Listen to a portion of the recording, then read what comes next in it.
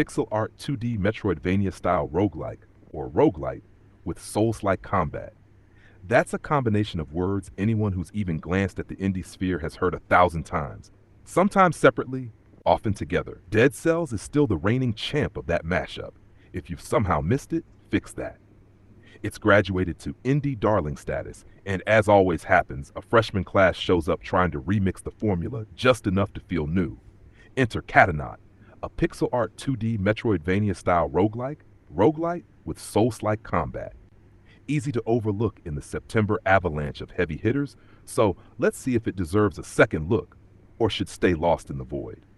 Before we get started, we'd like to thank the publisher for providing the review copy for this video. You Play Naught, the poor sap tasked with scrubbing a cosmic infection off the space station you're supposed to guard and making sure it doesn't punch its ticket to the rest of the universe. The plot never gets chatty, genre standard, but drip feeds just enough context to keep you moving. Think Dead Space on a B-movie budget.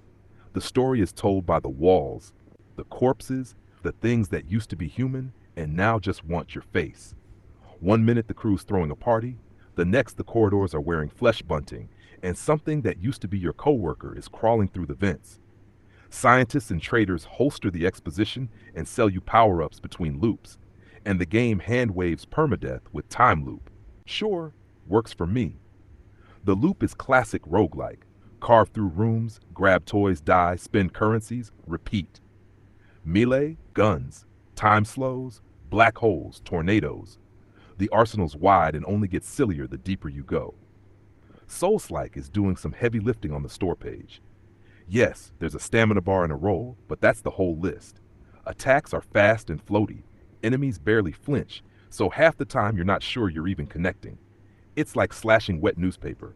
Looks brutal, feels weightless. The real threat is head count. The game loves to vomit a dozen fodder enemies at once, and without meaty hit stop, it's easy to lose track of your own sword. Gunplay? Serviceable. Doesn't offend, doesn't sing. Upgrades are pricey, but that just nudges you to scrounge every corner. Slow time when you're swarmed, black hole a hallway, watch the stamina bar so you don't get caught with your dodge down. Once I learned that cadence, the bar felt generous, not punitive. The missing hit stop is the only thing keeping combat from feeling truly vicious. Everything else revels in the gore.